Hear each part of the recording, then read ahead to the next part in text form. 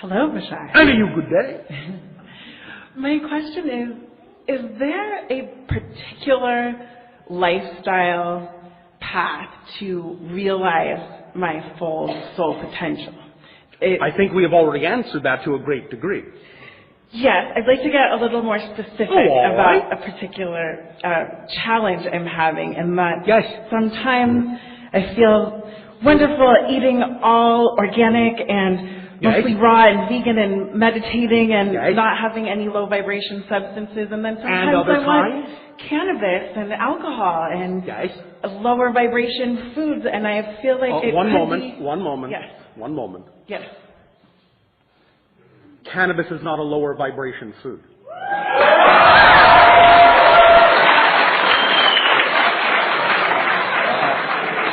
Don't misunderstand us.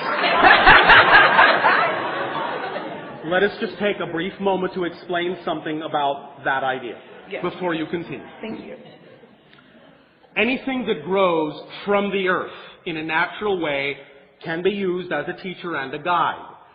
The idea of cannabis has a specific frequency that is actually the frequency just below the template level reality, and thus then is actually representative of the frequency and the vibration that allows you to break physical reality open to the template level, or conversely, start to crystallize the more non-physical template level down into physical materiality.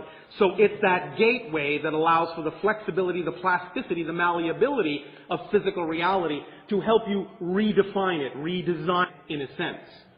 However, the idea is also that when you utilize such teachers in that way, what they instill within you is a certain vibration, a certain frequency that we have just described.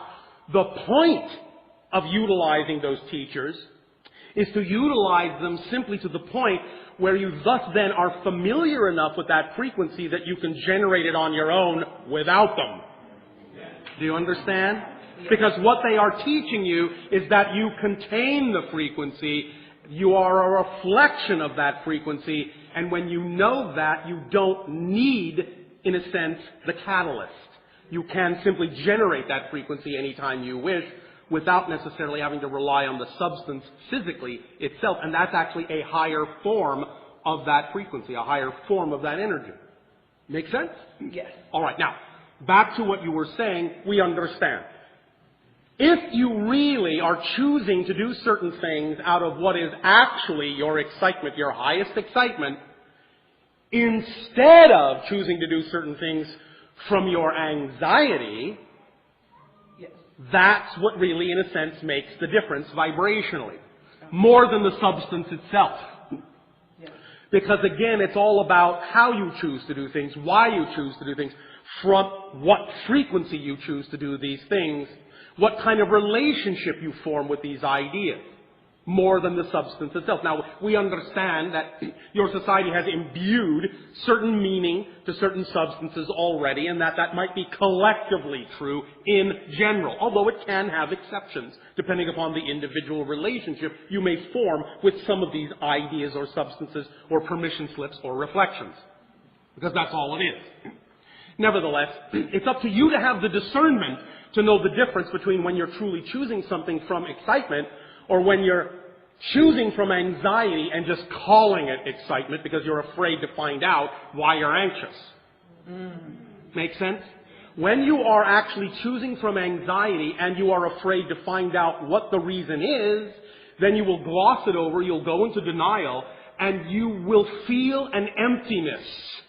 Because you are not investigating a part of yourself, you're not including a part of yourself holistically. And when you create that emptiness, you will do everything you can from the outer view to fill that hole.